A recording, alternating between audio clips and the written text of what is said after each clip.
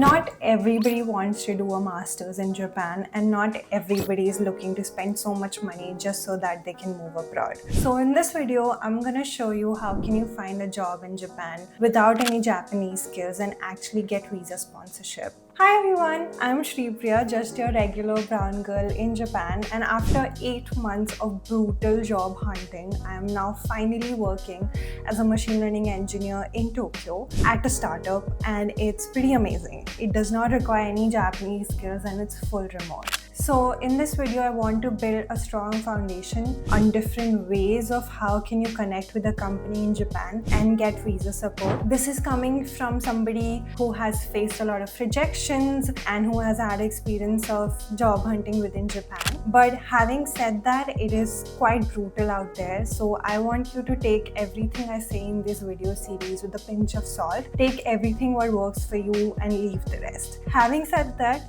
let's get into the video. Okay, so there are a total of 6 ways in which I think you can connect with a company in Japan, even though you're outside of Japan. The very first way is called graduate programs in Japan. So what are graduate programs? Graduate programs are recruitment programs from all the major companies within Japan, and they hire for freshers with a bachelor's, a master's, or a PhD degree. It doesn't really matter, but you need to have less than 2 years of full-time experience. You can actually apply from their website. There's a whole application process. It takes about 1 to 1.5 years, so that is why applications actually open 1 to 1.5 years before your joining date. So if you want to start your job in April of 2026, you actually need to apply in April of 2025 or actually before that. One great thing what I really love about graduate programs is all the major companies in Japan have it, and they do not have any location constraints. So actually I know a lot of people who have come from India through these graduate programs without any full-time experience, and these companies do provide visa support, and most of them do not require any Japanese. I will be talking about the process in a lot more detail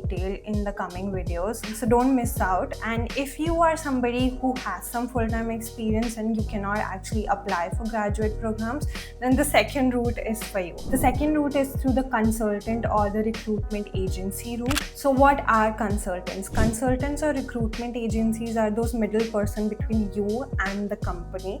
They are somebody who's going to do the job hunting process for you, and they're going to match you with all the relevant companies. It doesn't cost anything from your end, but they do charge a hefty fees from the company if you get hired. So who is the consultant route actually for? So in my opinion, if you have 2 to 3 years of experience, then I think it's best to go through the consultant route. Why am I saying that? Because if you're a fresher, then these companies already have graduate programs, and these companies have an abundance of fresher talent.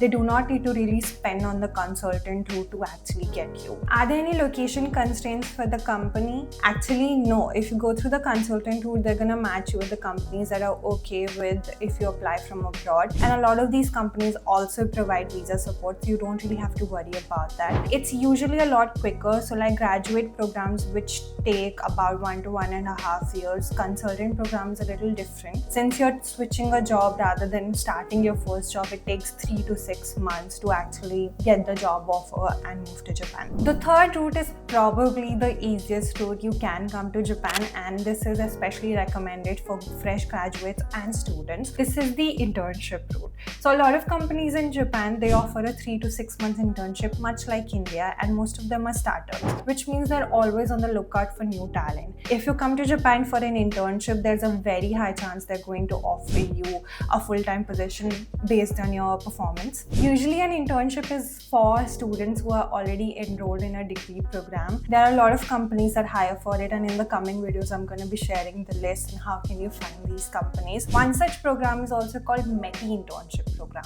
METI internship program is a program where you apply through the METI, and then you have a list of companies who get matched to you, and then you get to intern at one of these companies. Similar to graduate programs, you should be looking for internships at least 1 year before your actual graduation, since it takes time for the overall process and then visa sponsorship, stuff like that. Okay, so if you're not a student, you still want a job in Japan, then I think the next route is probably the most effective way to come to Japan, and that is our good old networking. So networking can mean a lot of different things, but what I mean by networking is actually connecting with people on platforms like LinkedIn, attending various online events, and actually asking them for referrals in the company. Spoiler alert, the job that I got currently is actually through a referral, and I had somebody on the inside who could talk about me to the HR, and that is how I heard back and eventually got a job offer. So I think, in my opinion, right now with the job market, networking is the most effective way if you have some full-time experience. So who can apply? Anybody with any sort of experience can apply. Even if you're a fresher, you can actually network your way and get into startups in Japan. When should you network? So you should obviously be networking when there's a job posted from a company on LinkedIn, but I think that could seem a little bit transactional, so I like to network along the way. By along the way, I mean you should be connecting with people on the LinkedIn, people that inspire you, comment on their posts, set up coffee chats. I'm going to talk about how to do that in the coming videos. It's much easier to ask for a referral, plus that person is going to be your insider within the company. If you don't know how to network, or it is too time consuming or cumbersome, then the fifth route is for you. It's called the job fair route. So unlike India, Japan does not really have a placement season. So companies do not actually come to the college to hire freshers. That is why I think job fairs come in really handy, because Japan has these events where companies would come, set up their booth, and you actually get to talk to them. So this is not exactly a placement season. They're not looking to hire, but this is one way of networking in person or online. If you're a university student in Japan, then you would get emails from your university. But if you're not, if you're a student from India or just looking to connect with people, then Daijob is one platform. I think it's Daijob, not Daijob, but it's like a wordplay. Never mind. So Daijob is one platform that hosts these events online and offline. Some of them require Japanese, most of them don't.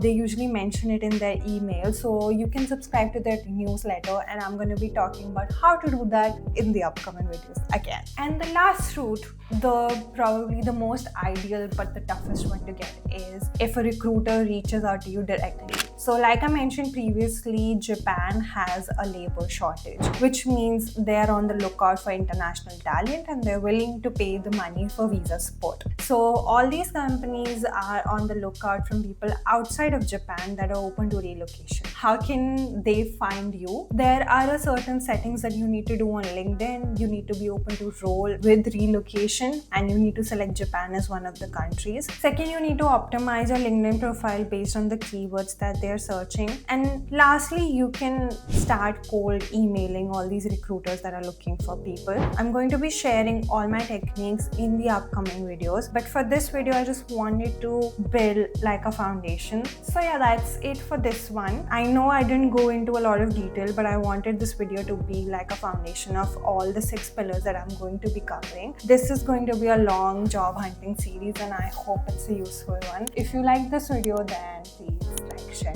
and subscribe. Okay, bye.